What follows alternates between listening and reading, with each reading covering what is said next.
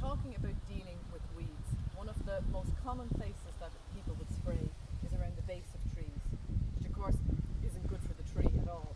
So this is another method. You can obviously hand weed under the tree, but that's a lot of work. So this is an apple tree, blood of the vine from the Irish Seed Savers, and this is what we do in our own garden. We use brown cardboard, peel off all the sellotape from the edge, and we use the grass clippings from when we mow the lawn, and this pulls the cardboard down, stops it blowing away, and also the cardboard will rot down and then the grass will fertilise the tree a little bit for us. So we're getting rid of what people think of as a waste product, cardboard and the grass, and by the spring this will have all died back and there'll just be a clear patch underneath the tree.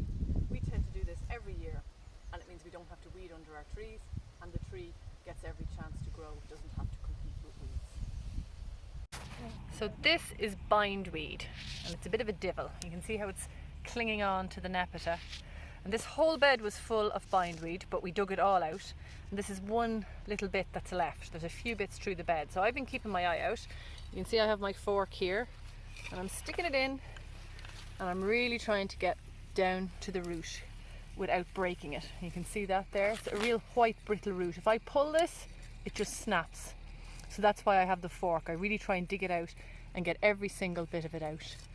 And that is how I deal with bindweed, which is this weed here. It has a beautiful white flower and it twirls up and climbs, and it's lovely in hedgerows, but not so welcome in our lovely perennial bed.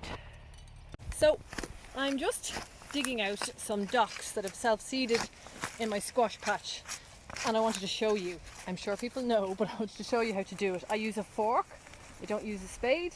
I loosen the soil and then I try and get the whole root out. You can see that there, and that's how we do it. So perennial weeds, this is a lovely dock, and I have a collection of them here. What we do with them, cut off the green part, add that to the compost, and then this root, I either put it on top of cardboard, or we have a nice tub of water here. So we just drop them into the water, just like that.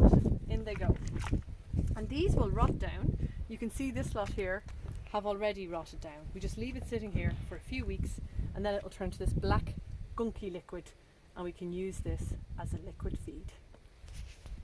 So in the summer, not in the winter, but in the summer when the soil is dry, hoeing is a really good way of keeping weeds down, especially if you had a pollinator friendly bed in your community and there's gaps in between it. So you can see here we're in the vegetable garden, and a few annual weeds have germinated where the potatoes were. So you don't hoe when it's wet, but I want to just show you. So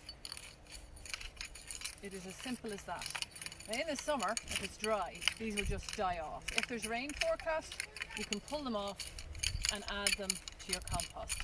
But you can see how quick it is compared to hand weeding. You can very easily pull this whole area off, and you can rake up the weeds then, or leave them to die on the surface. And that's hoeing.